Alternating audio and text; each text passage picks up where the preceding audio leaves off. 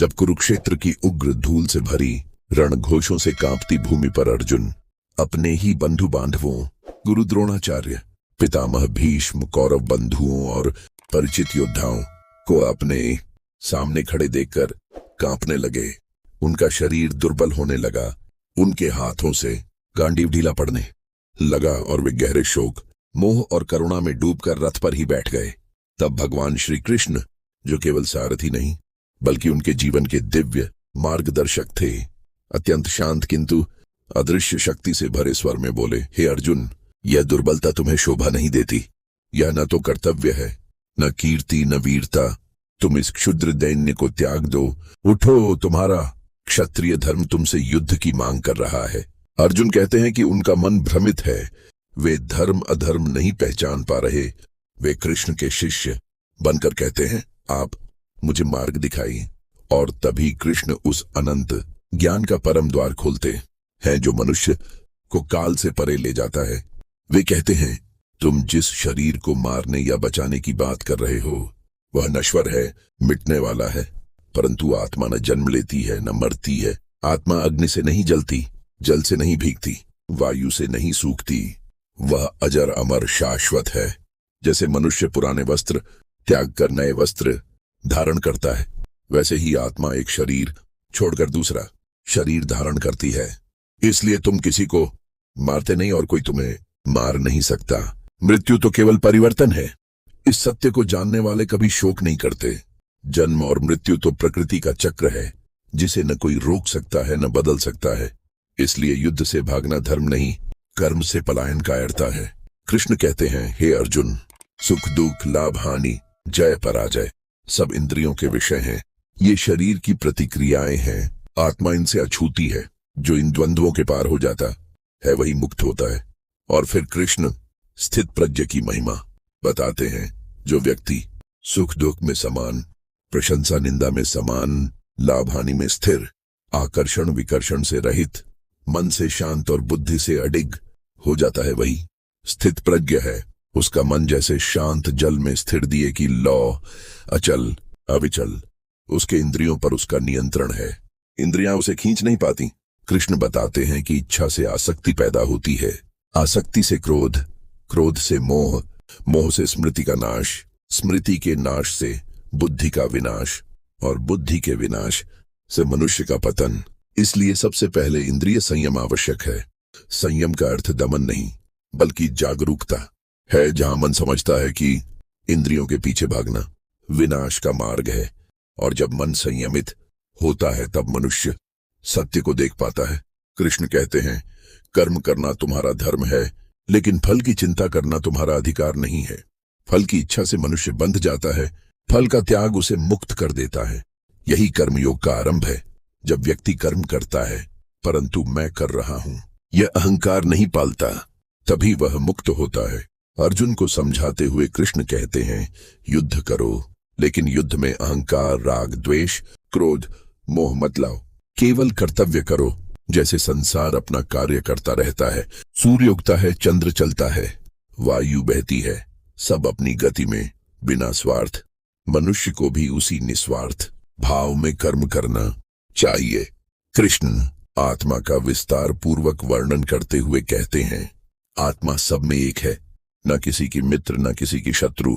जैसे एक ही सूर्य अनेक जलाशयों में प्रतिबिंबित होता है, वैसे ही आत्मा अनेक देहों में, देह भिन्न है, आत्मा एक। इसे जान लेना ही ज्ञान का चरम है। और जब यह ज्ञान अर्जुन के भीतर उतरने लगता है तो उनके भीतर की अंधकार की परतें टूटने लगती हैं। कृष्ण आगे कहते हैं, मनुष्य का मन ही उसका मित्र और मन ही उसका शत्रु। जो मन पर विजय पा लेता है उसके लिए मन मित्र बन जाता है, और जो मन के पीछे भागता है मन उसके लिए शत्रु बनकर उसे पतन में ले जाता है। मन को जीतना सबसे बड़ी विजय है। इंद्रिय संयम, विवेक, जागरूकता और निस्वार्थ कर्म से मन के ऊपर अधिकार प्राप्त होता है। और जब मन संयमित हो जाता है तब व्यक्ति उस परम आनंद को अनुभव करता है जो संसार के किसी सुख से तुलना नहीं कर सकता। भौतिक सुख क्षणिक है, लेकिन आत्मानंद शाश्वत है। कृष्ण समझाते हैं कि ज्ञान और कर्म दोनों आवश्यक हैं। केवल ज्ञान से अहंकार आता है, केवल कर्म से भ्रम। जब ज्ञान से दीप्त कर्म किया जाता है तब जीवन उपासना बन जाता है। अर्जुन को उदाहरण देकर कृष्ण कहते हैं, जैसे समुद्र में अनेक नदियां आकर गिरती हैं पर समुद्र अपनी सीमा नहीं छोड़ता, वैसे ही इंद्रियों के विषय मन के पास आएंगे लेकिन संयमित मन उन्हें अपनी शांति नष्ट नहीं करने देगा। जो व्यक्ति अपनी इच्छाओं का दास है वह कभी शांति नहीं पा सकता और जो इच्छाओं को पार कर लेता है वही परम शांति पाता है। यही शांति योग का सार है। कृष्ण अर्जुन से कहते हैं, जो व्यक्ति रात में सोते हैं उनके लिए जागरण का समय होता है, पर जो योगी जाग गए उनके लिए संसार सो रहा है। अर्थात ज्ञानी व्यक्तियों की दृष्टि संसार से भिन्न होती है। वे बाहरी घटनाओं से नहीं, आंतरिक सत्य से प्रेरित होते हैं। इसी आंतरिक सत्य पर स्थापित मनुष्य चाहे युद्ध भूमि में खड़ा हो, चाहे जीवन के किसी संघर्ष में, वह अडिग रहता है। कृष्ण अंत में अर्जुन से कहते हैं, अज्ञान से उठो, ज्ञान को धारण करो, तुम्हारा मोह गल चुका है। सत्य को पहचानो और अपने धर्म का पालन करो। और तभी अर्जुन कहते हैं, हे केशव, अब मेरा मोह नष्ट हो गया, स्मृति लौट आई है, मैं आपके आदेश के अनुसार चलूंगा। और इसी क्षण अंधकार से प्रकाश की ओर, भ्रम से विवेक की ओर, दुर्बलता से सामर्थ्य की ओर अर्जुन का आंतरिक पुनर्जन्म होता है। एति कथा द्वितीय अध्याय का 10 मिनट का समापन।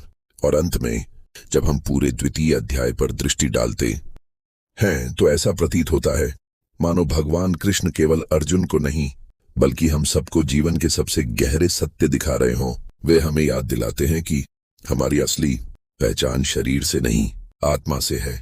शरीर बदलता है, जीर्ण होता है, नष्ट होता है, पर आत्मा न कभी जन्म लेती है न कभी मरती है।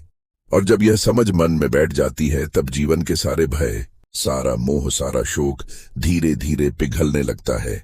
क्योंकि मृत्यु का भय तभी होता है जब हम अपने को शरीर मानते हैं। हानि का दुख तभी होता है जब हम परिणामों को अपना मानते हैं। और मोह का बोझ तभी होता है जब हम रिश्तों को स्थायी समझ लेते हैं।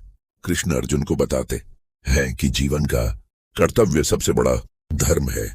जो मनुष्य अपने धर्म को छोड़कर मोह के कारण पीछे हटता है वह केवल अपने अवसर नहीं खोता, वह अपनी आत्मा की शक्ति को भी कम कर देता है। इसलिए स्थिर रहकर, सत्य जानकर, निर्भय होकर कर्म करना ही योग है। कर्म योग का यही रहस्य है कि हम काम तो करें लेकिन फल की चिंता से अपने मन को बांधे नहीं, क्योंकि फल भगवान के हाथ में है, परिश्रम हमारा, निर्णय उनका। और यही समझ मनुष्य को शांति देती है। इस अध्याय में कृष्ण अर्जुन को स्थित प्रज्ञ का मार्ग भी दिखाते हैं। वह पुरुष जो सुख दुख दोनों में समान रहता है, जिसकी बुद्धि शांति में स्थिर होती है, जो इंद्रियों को अपना स्वामी बनाकर चलता है, न कि उनका दास बनकर, जिसकी इच्छाएं समुद्र में गिरती नदियों की तरह उसके मन में प्रवेश करती हैं पर उसे विचलित नहीं करती। ऐसे पुरुष का मन संसार के तूफान में भी दीपक की लौ की तरह स्थिर रहता है। वे ये भी कहते हैं कि मन ही साधक का मित्र है और मन ही शत्रु। जो मन को जीत लेता है वह संसार जीत लेता है, और जो मन से हार जाता है वह अपने ही भीतर पराजित हो जाता है। अर्जुन की समस्या वास्तव में युद्ध नहीं थी, उसकी समस्या भ्रम, मोह और भावनाओं का बोझ था। और कृष्ण ने धीरे धीरे उसके मन से वह बोझ उतार दिया, उसे याद दिलाकर कि यह युद्ध उसके धर्म का माध्यम है, न्याय का, सत्य का और अस्थायी शरीरों के ऊपर स्थायी आत्मा का। जब अर्जुन यह समझ गया कि उसके सामने खड़े लोग शरीर के रूप में उसके परिजन हैं पर आत्मा के रूप में शाश्वत यात्री हैं, तब उसका हृदय धीरे धीरे दृढ़ होने लगा। और जब उसे यह बोध हुआ कि कर्तव्य से भागना कर्मफल को बिगाड़ता है, तब उसके भीतर फिर से शक्ति और संकल्प लौट आया। इसी अध्याय के अंत तक अर्जुन एक कांपते योद्धा से धीरे धीरे एक जागृत साधक बन रहा था, और श्री कृष्ण के शब्द उसके भीतर ऐसी रोशनी जगा रहे थे जो अंधकार को काट देती है। द्वितीय अध्याय हमें सिखाता है कि जीवन में सबसे पहली जीत बाहरी नहीं होती, भीतर की होती है, अपनी भावनाओं पर, अपने भ्रम पर, अपने डर पर।